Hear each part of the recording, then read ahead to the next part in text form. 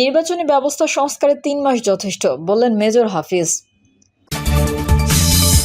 শেখ মুজিবকে বাসায় মারার প্ল্যান ছিল না, চাঞ্চল্যকর তথ্য দিলেন কর্নেল রাশেদ। জানাবো দুর্নীতি করলে দেশ ছেড়ে পালাতে হবে। এবং সর্বশেষ জানাবো রোহিঙ্গা সহায়তা অব্যাহত থাকবে, ট্রাম্পকে ধন্যবাদ প্রধান উপদেষ্টার। এতক্ষণ শুনছিলেন সংবাদ শিরোনাম, এবারে বিস্তারিত। তবে তার আগে অনুরোধ থাকবে আমাদের চ্যানেলটি সাবস্ক্রাইব করে বেল আইকনটি ক্লিক করুন। নির্বাচনী ব্যবস্থা সংস্কারে ৩ মাস যথেষ্ট, বললেন মেজর হাফিজ। নির্বাচনী ব্যবস্থা সংস্কারে ৩ মাস যথেষ্ট বলে মনে করেন বিএনপির স্থায়ী কমিটির সদস্য মেজর হাফিজ উদ্দিন আহমেদ। তিনি বলেন, আমরা সুষ্ঠু নির্বাচন চাই, অতি দ্রুত নির্বাচন চাই। নির্বাচনী ব্যবস্থার যতটুকু সংস্কার প্রয়োজন সেটির জন্য ৩ মাস সময় যথেষ্ট। সুতরাং নির্বাচনের মধ্যে দিয়ে জনগণের সরকার আসার সুযোগ দিন। তিনি বলেন, ৭১ সালে যুদ্ধ করেছি, নির্বাচিত সরকার ছিল না বলে আমাদের যুদ্ধ করতে হয়েছিল। আবার কেন নির্বাচিত সরকারের জন্য আমাদের তর্ক বিতর্ক করতে হবে? বিএনপির স্থায়ী কমিটির এই সদস্য বলেন, নির্বাচনের কথা বললে উপদেষ্টাদের মুখ কালো হয়ে যায়, মনে হয় আমরা কোনো অন্যায় দাবি করছি। আমরা কোনো অন্যায় দাবি করছি না। বিএনপিকে ক্ষমতায় বসান সেটাও বলছি না। আপনারা কিংস পার্টি গঠন করবেন না। যারা রাজনীতি করতে চায় তারা সরকার থেকে বেরিয়ে রাজনৈতিক দল গড়ে তুলুক। হাফিজ উদ্দিন আহমেদ বলেন, একটি পার্লামেন্ট সংস্কার করবে, সেই পার্লামেন্টকে আসার ব্যবস্থা করে দিন। শুধু শুধু সময় ক্ষেপণ করবেন না। ৬ মাসেই বোঝা গেছে আপনাদের দৌড় কতটুকু। তবুও আপনাদেরকে সম্মান করি। আমরা সব রাজনৈতিক ব্যক্তিদের ঐক্য চাই। ছাত্র জনতার সঙ্গে রাজনৈতিক দলগুলোর ঐক্য অত্যন্ত প্রয়োজন। আশা করি এই ঐক্যের পথে আপনারা কেউ দেয়াল তৈরি করবেন না। মেজর হাফিজ আরও বলেন, জিয়াউর রহমানের স্বাধীনতার ঘোষণা মানুষকে উজ্জীবিত করেছে। সারা পৃথিবী জানে বাঙালির লড়াইয়ের জাতি, তারা প্রতিরোধ করতে জানে। মুক্তিযুদ্ধ যদি না হতো তাহলে দেখা যেত ১ মাস পরে ভারতে পালিয়ে পালিয়ে আশ্রয় নিয়েছে তারা দেশে ফিরে আসতো এবং শেখ মুজিবকে প্রধানমন্ত্রী বানানো হতো। আমরা দেশ বাঁচাতে এবং মা বোনদের ইজ্জত রক্ষার্থে অস্ত্র হাতে তুলে নিয়েছি। আওয়ামী লীগ সরকারের দুর্নীতির কথা উল্লেখ করে বিএনপির এই নেতা বলেন, শুধু বাংলাদেশ কেন, পৃথিবীর কোনো রাষ্ট্রে এরকম দুর্নীতি করেছে কোনো দল এটার প্রমাণ পাওয়া যাবে না।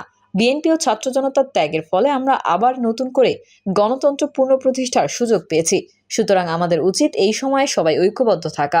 ভারতের উদ্দেশ্যে বিএনপির নেতা মেজর হাফিজ বলেন, তাদের পছন্দের নেত্রী বিদায় হওয়াতে তাদের গাত্রদাহ শুরু হয়েছে। এখন বাংলাদেশের মধ্যে প্রবেশ করে আম গাছ কেটে নিয়ে যায়, বাংলাদেশের সীমান্তে কাঁটাতারের বেড়া দেওয়ার চেষ্টা করে। আমরা নীরবে অবলোকন করছি।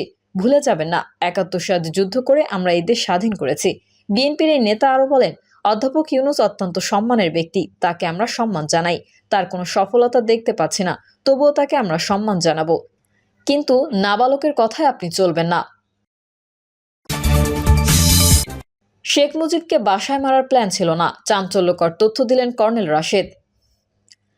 শেখ মুজিবুর রহমান সহ তার পরিবারের প্রায় সব সদস্যদের ১৯৭৫ সালের ১৫ই আগস্ট এক সামরিক অভ্যুত্থানে নির্মমভাবে হত্যা করা হয়।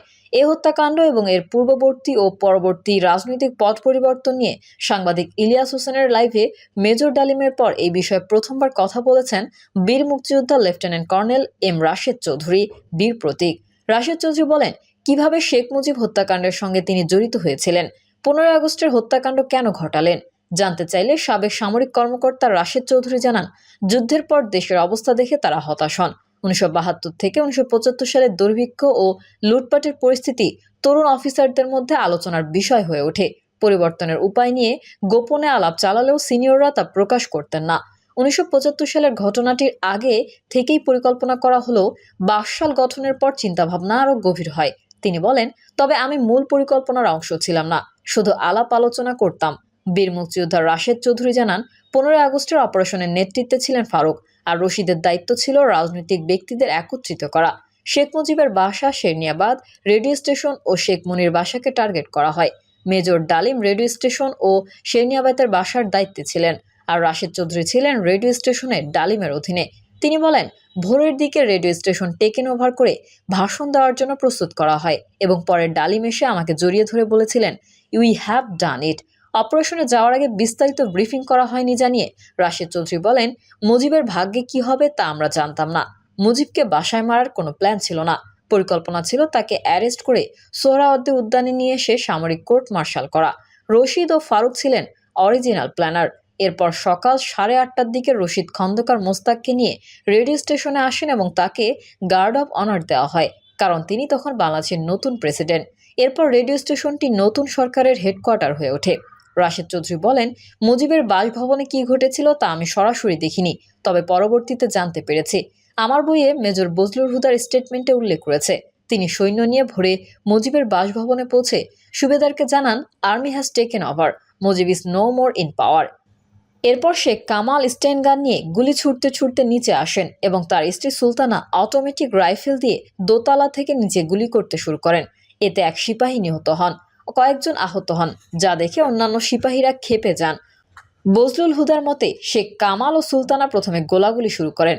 শেখ কামাল সিঁড়ি দিয়ে নিচে আসছিলেন, গুলি করতে করতে চিৎকার করছিলেন। দোতলা থেকে গুলি এসে এক সিপাহী মারা গেলে একজন গালি দিয়ে বলেছিলেন, শালার গুষ্টি শুদ্ধ মেরে দে। শেখ মুজিবরের বাসার চাকরও স্বীকার করেছেন যে গোলাগুলি প্রথমে তারা শুরু করেছিলেন, পরে সিপাহীরা গেট ভেঙে ভিতরে ঢুকে যায় আর হুদার লোকজন নিয়ে প্রবেশ করে। সে সময় শেখ কামাল মারা যান। হুদার বরাত দিয়ে রাশেদ চৌধুরী বলেন, তিনি কয়েকজনকে নিয়ে উপরে গিয়ে শেখ মুজিবকে নামানোর চেষ্টা করেন। মেজর মহিউদ্দিনও সঙ্গে ছিলেন। শেখ মুজিব ঘর থেকে বের হলে শেখ জামাল ও সুলতানা আবার উপর থেকে এলোপাথারি গুলি ছোড়েন। এক গুলিতে মুজিবের পেছনে থাকা সিপাহী পড়ে যায়।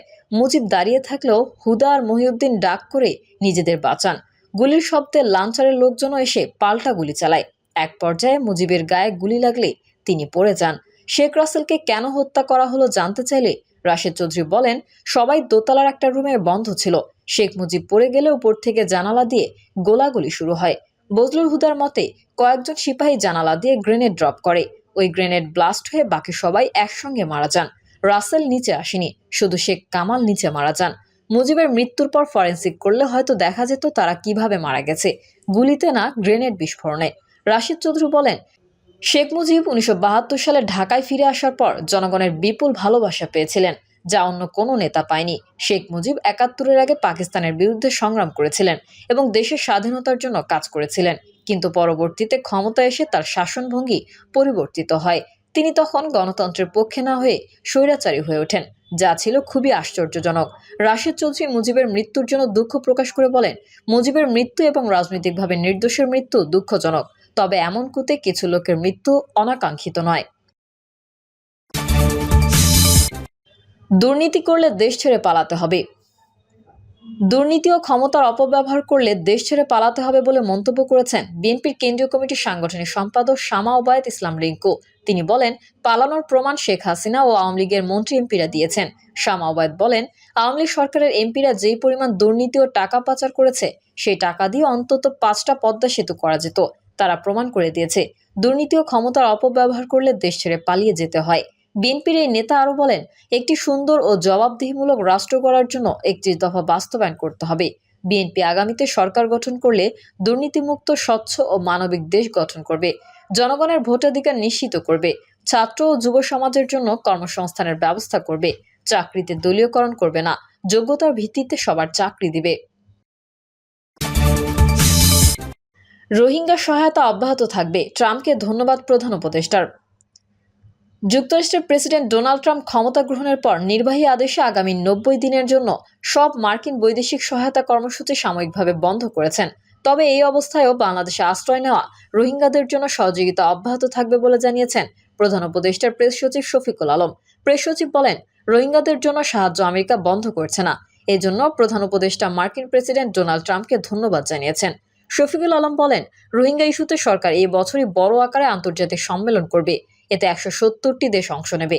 রোহিঙ্গা ইস্যুতে আয়োজিত সম্মেলনের সহ আয়োজক জাতিসংঘ। তিনি বলেন, রাখাইন প্রদেশে একটা বড় রকমের মানবিক বিপর্যয় হয়েছে। বিপর্যয়ের মূল কারণ হচ্ছে সেখানে একটা সিভিল ওয়ার চলছে। আরাকান আর্মির সঙ্গে মিয়ানমার আর্মির একটা বড় ধরনের ক্লেশ হচ্ছে। সেটার কারণে আরো 70,000 রোহিঙ্গা বাংলাদেশে এসেছেন।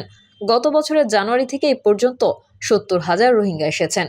প্রধান উপদেষ্টার উপপ্রেস সচিব অপূর্ব জাহাঙ্গীর জানান, প্রেসিডেন্ট ট্রাম্প দায়িত্ব নেওয়ার পর 90 দিনের জন্য বিদেশি সহায়তা স্থগিত করেছেন।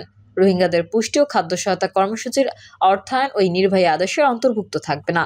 এই জন্য প্রধান উপদেষ্টা ট্রাম্পকে ধন্যবাদ জানিয়েছেন। এই সহায়তা অব্যাহত থাকবে। আজ যুক্তরাষ্ট্র দূতাবাসের কর্মকর্তারা প্রধান উপদেষ্টার রোহিঙ্গা সমস্যা ও অগ্রাধিকারপ্রাপ্ত বিষয়াবলী সংক্রান্ত হাই রিপ্রেজেন্টেটিভ ডক্টর খলিলুর রহমানের সঙ্গে দেখা করেছেন। তখন এই ধন্যবাদ বার্তা তাদেরকে জানিয়েছেন। প্রিয় দর্শক, এই ছিল এখনকার সর্বশেষ সংবাদ। আপডেট ও সংবাদ পেতে চ্যানেলটি সাবস্ক্রাইব করে বেল আইকনটি ক্লিক করুন। কমেন্টে আপনার মতামত জানিয়ে আমাদের সাথেই থাকুন। ধন্যবাদ সবাইকে। আল্লাহ হাফেজ।